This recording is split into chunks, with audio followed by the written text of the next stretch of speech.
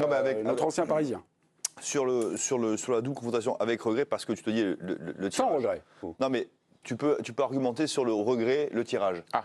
Non, mais tu peux argumenter les poteaux. Mais le problème, c'est que sur les 2 matchs, tu fais pas ce qu'il faut pour avoir des regrets. Dire, tu mets 0 but en 3 heures à Dortmund, quand même. 7e de Bundesliga. Ça veut dire qu'à un moment donné, 5e. Ouais. Allez, je vous le fais à 6. Non, 6, on en parle plus. Mais ça veut dire que moi, je veux bien, les poteaux, il faut en parler parce qu'effectivement, le sport de haut niveau, c'est aussi la réussite. Bon, là, il y en a quand même 6 sur 2 matchs. Mais sans regret, parce que, je m'excuse, je n'ai vu à aucun moment, sur une période de plus d'un quart d'heure, Paris jouer dans l'esprit d'une demi-finale de Coupe d'Europe. Ok. Voilà. C'est tout. Ah, mais moi, si, justement, avec regret, parce que je trouve que ils ont attendu vraiment la dernière demi-heure pour rentrer dans ce match. Et c'est à ce moment-là qu'ils ont commencé à se créer vraiment énormément d'occasions. Et moi, c'est ce que je leur reproche. C'est-à-dire que ça aurait dû être dès le début du match qu'ils jouent comme ça. Moi, pour moi, c'est pour ça qu'avec regret, et plus les poteaux, c'est parce que j'ai pas eu le PSG que j'attendais, moi. Il y a des regrets. Et on savait qu'ils pouvaient le faire, jouer avec cette intensité-là, mais pour moi, je l'ai vu à partir de la 60e minute. Et donc ça suffit pas pour passer, quoi. Alors après, il y a un manque de réussite, ok. Tu as eu pas mal de malchance, tu prends 6 poteaux sur deux rencontres en étant très moyen pendant un match et 1 heure. 1 heure. Et il a fallu attendre la dernière demi-heure pour voir le vrai visage du PSG que l'on attendait sur ces 2 confrontations. Donc moi je trouve que c'est avec regret parce que je m'attendais à avoir cette demi-heure sur les 2 matchs. C'est plus de la frustration que des regrets. La question, tu peux la tourner, que tu sais que tu peux la tourner comme tu veux. Attendez, tous en même temps. Elle a triple Mélisande Gomez. Tu n'as pas été qualifié 1 minute de la demi-finale. Tu regrettes quelque chose que tu as touché, que tu as eu dans tes bras et qui t'a échappé. Ouais, mais si vouloir t'as rien. faire de la littérature. Les regrets, c'est quand quelque chose, tu l'as gagné, Ouais, mais ça si tu t'as l'as pas cette perdu dernière après. demi-heure, je suis Là, ils n'ont d'accord pas avec vous. fait assez pour tenir la qualif. Ils l'ont jamais eu. Je comprends. Ils Mais moi, n'ont jamais été à un but. tu vois, je dis avec regret parce que je trouve que s'il n'y a pas cette dernière demi-heure, je suis 100% d'accord avec vous. Ils font pas mais ce là, qu'il faut. quand même, il y a la Ils font pas dernière ce qu'il faut demi-heure dans l'intensité. qui te met plein de regrets pour moi. Après, ils font pas ce qu'il faut sur On l'ensemble est des 2 d'accord matchs. sur le fond. Tu vois, Dortmund, oui. Et Dortmund a fait son match, même s'ils ont eu beaucoup de réussite, ils sont sur une ligne, tu vois, directrice sur les 2 matchs, je trouve. Voilà. 4 poteaux, ils n'ont pas fait ce qu'il fallait. Il y a quand même, 4 poteaux, c'est quand même 4 situations fortes, ça, non? Bien sûr qu'ils ont ces occasions-là, mais pour moi, se retrancher derrière les 4 ou les 6 montants sur la double Il n'y a confrontation pas que ça, contre Bertrand. Dortmund. Mais il y a ça aussi. Il n'y a pas que ça. Tu as quelques opportunités pour marquer, D'accord. etc. quoi. Moi, je dis, pour moi, les montants touchés par le PSG, ce sera de la poudre aux yeux, ça permettra de pleurer et de se dire on n'a pas eu de chance. Quand même. Mais la réalité, c'est que tu as 2 matchs à jouer contre une équipe moyenne, que tu n'as même pas gagné un, tu as perdu les 2, et que tu n'as jamais été très proche d'être qualifié. Donc pour moi, les regrets, tu n'en as pas. Et tu as les regrets si tu as tout mis en œuvre pour y arriver. Là, cette dernière demi-heure, elle vous dérange pas. Mais bien sûr que c'est la dernière demi-heure. Peut-être que. Dans le raisonnement. Elle vous perturbe pas. Mais non, mais je veux dire, C'est pas des regrets. Mais un peu, si, quand même. mais je veux dire, évidemment que tu te dis à ce moment-là, peut-être que ça peut le faire, mais heureusement quand même qu'il ne faut pas jouer une demi-heure sur 180 minutes pour être en finale de Ligue des C'est pas ce Champions. que je dis. Ça, veux Mais dire. quand tu les vois jouer cette demi-heure-là, tu te dis Il y avait pourquoi, la place, toi, le bien sûr. regret que j'ai, c'est pourquoi tu le fais pas avant, quoi. Bah, mais sans doute n'en parce était que- pas capable. Parce qu'ils n'ont pas les ressources. Parce que pour le Dortmund faire. a décidé de jouer sans attaquant et qu'il n'y avait plus que des défenseurs sur le terrain. Ils Parce sortent. qu'ils subissaient aussi. Ils sortent tous. Oui, mais Ils sortent. Non, mais oui, bah donc c'est un Ils choix. étaient prêts à Donc subir tu ne aussi. pouvais que t'attendre à ce que le Paris mais sur la Saint-Germain, dans première la mi-temps, ils étaient assez bas, dernière demi-heure, investisse le camp de Dortmund. Ok, mais sur la première mi-temps, je trouve que Dortmund était assez bas. Donc tu pouvais mettre cette intensité, ce rythme-là dès le départ. Moi, C'est pour ça que c'est sans regret pour Ah moi. ouais, mais moi, c'est mon regret. Non, mais c'est après, celui-là, les gros regrets, c'est quand tu vois le tirage au sort, quand même. Aussi, Que d'un oui. côté, il y avait Real City, que après, il y a Real Bayern, et que toi, tu prends Dortmund en demi-finale de Ligue des Champions. C'est quand même une belle occasion. L'autre regret, c'est que Mbappé va quitter le PSG à la fin de cette saison, et que du coup, il y aura une belle histoire pour finir son cycle parisien, c'est sûr. Mais voilà, ils n'ont pas fait ce qu'il fallait, lui le premier d'ailleurs, pour mériter une finale de Ligue des Champions. Ça fait 2-3 fois que je suis j'entends d'accord parler de avec ça. Dortmund, c'est une bonne équipe, c'est pas une grande équipe et tout ça. C'est une très grande équipe ce mais soir, personne- celle que vous avez vue. Ils ont joué le match qui devaient jouer. Ils ont joué une demi-finale de Ligue des Champions. Ils ont joué un match de Ligue des Champions. Avec leurs armes. Mais je pense qu'on l'a très sous-estimé. C'est une équipe qui bat quand même le PSG 2 fois chez elle et à Paris sur une semaine. Quoi. Donc c'est pas une équipe qui est juste moyenne en fait. Une équipe du Paris Saint-Germain. Parce qu'il y a les poteaux. Non, mais ça fait partie du PSG jeu. qu'on est à sa 5e défaite en Ligue des Champions cette saison. Précise que le PSG a perdu déjà contre Newcastle, a perdu contre. Mais jamais chez lui ici.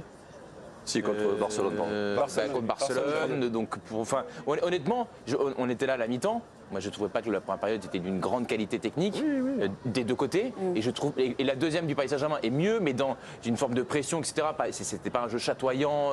Ils ont poussé. Moi, honnêtement, je persiste et signe. C'est pas grave. Je sais que je me fais démonter parce que j'étais très optimiste avant le match. Pour moi, le Dortmund, c'est pas une grande équipe. Mais Leverkusen, c'est une grande équipe. Ce Dortmund-là, je crois que c'est une grande équipe. Je trouve qu'il ne mérite pas de passer. Non, mais je trouve qu'il ne mérite pas de passer. Mais si, par exemple, dans la dernière demi-heure, t'en mets un, le match il change complètement. Quoi. Là, ça devient des vagues et des vagues. Au final, Joe, il y a un côté un peu. Ça se joue à rien. Les 4 montants, finalement, tu te dis, mais pourquoi 4 montants, 6 montants pourquoi ça tourne pas en. Et tu te dis, finalement, quand tu réfléchis au match, tu te dis. La chance, elle sourit toujours aux audacieux. Et les Parisiens, ils ont cruellement moqué d'audace pendant trop longtemps sur la double confrontation. Moi, ça apparaît presque anecdotique, tant l'écart entre les deux équipes sur les performances individuelles des grands joueurs de chaque équipe ont été abyssales sur les deux matchs. Quand je vois Hummels, Schlotterbeck et Schlotterbeck. Ça se prononce de différentes façons en fonction de la région de laquelle. En Allemagne du Sud, on dit comme ça. Vous voulez. Non, mais quand je vois les joueurs de Dortmund qui ont tenu leur rang, et quand je vois Paris Saint-Germain, il y a 2 joueurs à sortir des 2 matchs. Vitinha, Marquinhos. Point barre. Point barre. Donc sans regret, parce que finalement, ceux qui doivent te faire pencher la balance, ils ne te la font pas pencher sur 2 matchs. Donc le regret, c'est aussi que c'est l'histoire qu'on s'en est faite. C'est-à-dire que tirage au sort, côté de tableau favorable, la Real, le Barça, et en demi Dortmund, avec en plus, tu te dis cette année, il y a un peu. Oui, mais à l'inverse, ça nous remet en perspective, Jay, le fait qu'on a oublié les défaites à l'extérieur en Ligue des Champions, le tirage favorable contre la Sociedad, le pénalty à la 98e minute, le coup de chance que tu as contre le Barça de jouer. Attends, moi j'ai quasiment un match entier. J'oublie pas surtout qu'en poule contre Newcastle au Parc, t'es éliminé dans les arrêts de jeu. Bien sûr. On va rester sur cette soirée, mes petits. C'est bien d'avoir de la profondeur, mais on va aller reprendre le pouls du Parc des Princes. Vous voyez les images de Tony Molina. Paris est éliminé. Il n'y a évidemment pas de fumigène, pas de liesse, pas de chant. Et on file direction la salle de conférence de presse pour y retrouver Giovanni Castaldi. Giovanni, ce soir, c'est une élimination, donc c'est factuel. Avec ou sans regret pour vous? C'était plutôt sans regret pour le plateau, sauf pour la présidence de Joan Micou.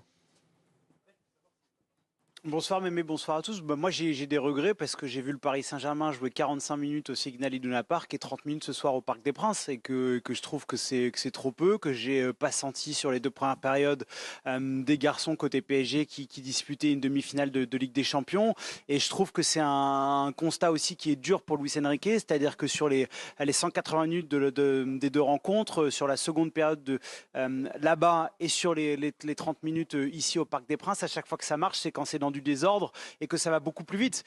Donc voilà, j'ai trouvé globalement que le niveau de cette demi-finale était d'un déchet technique hyper important. J'ai été déçu des 2 matchs, et que ce Paris Saint-Germain-là, dès qu'il essaye de mettre du rythme et de mettre de la rapidité dans son jeu, il y a trop de déchets. Donc voilà, c'est une équipe brouillonne qui a été trop peu audacieuse et qui n'a pas pris la mesure de l'événement. Donc moi j'ai des regrets parce que je pense qu'il y avait une vraie carte à jouer. J'ai pas été impressionné par le Borussia Dortmund. Ils sont dans le combat, ils sont dans leur registre, mais je pense que Paris, avec une toute autre mentalité, avec plus de courage et plus d'abnégation, aurait pu faire beaucoup plus mal au Borussia Dortmund. Donc ouais, j'ai beaucoup de regrets. Je vais finir sur votre dernière partie d'intervention, puisque le fil Twitter réagit également. Nos téléspectateurs peuvent aller sur X, il faut dire X maintenant. Bien sûr.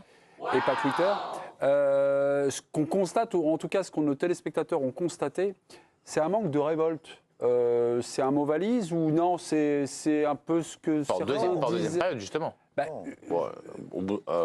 Elle n'existe pas, la révolte. C'est Dortmund, par les changements de son entraîneur, qui se dit... Quand même pas aller chercher. Ludo, c'est pas non plus arrivé tout cuit. Ils sont pas mis Dortmund devant leur cage. Les 30 dernières minutes, ils se sont mis à 10 derrière et ils se sont dit on va la jouer comme ça. Parce que Paris les a aussi acculés contre leur Moi, je trouve, Ludo, que le coaching de Dortmund vient s'adapter à justement la tendance qui s'était inversée et de se dire, de toute façon, là, a priori, la dernière demi-heure, ce qui nous attend, c'est subir. Gars, si vous avez Donc le mieux qu'il nous reste à faire, c'est bétonner. Si vous avez vu une tendance se dégager avant même avant vous dites une demi-heure.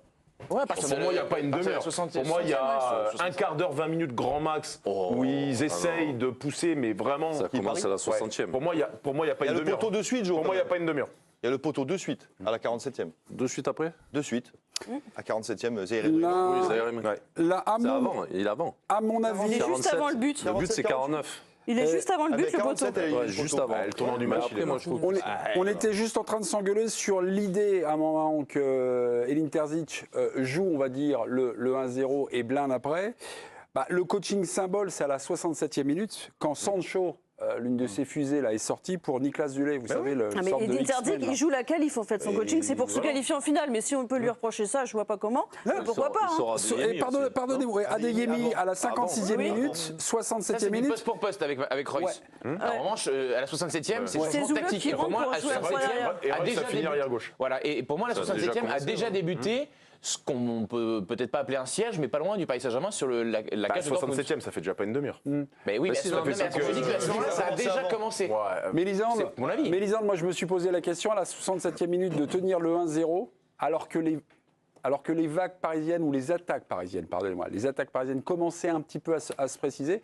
Moi, j'ai juste noté, est-ce que c'est pas un peu trop tôt finalement? Visiblement non. Visiblement non. Ils n'ont plus d'autres options à ce moment-là. Devant, ils sont cramoisis, Brent, tout ça, ils ont fait des efforts de malade. Brandt. Comme la vaisselle. Et t'as 2 buts, t'as 2 buts d'avance. Non, mais et quoi, tu vas t'ouvrir et partir à l'abordage et tu vas... Aucun intérêt. T'as 2 buts, mais un partout. C'est ce que disait. Partout, ça peut tourner. Donc tu fais en sorte de retarder au maximum le 1 partout. Donc tu fais rentrer un troisième central, ce qu'il a visiblement l'habitude de faire. Et il y a plein d'équipes qui sont sorties comme ça. Et puis Zoule ou Mels, ils sont dans leur jardin quand ils sont recroquevillés dans les 18 et tout. Ils ont pris des vagues quand même. Oui, tu prends des vagues, mais t'es bas, donc ils prennent pas de vitesse. Tu sais que c'est des joueurs qui ont besoin quand même un peu de vitesse devant eux. Il y a eu de vraies occasions pour le PSG pendant cette période-là. Parce que la faute de Hummels sur Ousmane Dembélé, c'est un coup franc qui peut être un penalty, il n'a rien décidé du tout. C'est pour ça. Ils ont vraiment subi, je trouve pas une vraie volonté d'en subir autant. Je pense pas, oui. Non, mais c'est pas non plus complètement anormal que quand tu mènes 1-0 alors que tu as gagné 1-0 à l'aller, tu subisses à mort. Je veux dire, le Real, ils ont subi aussi contre City. Et donc 25 minutes. C'est pas grave en soi et c'est pas infamant en soi. Pour City, quoi. Comment? Il n'y a pas eu autant d'occasions pour City. Parce que le Real a défendu encore mieux. Oui, mais bon.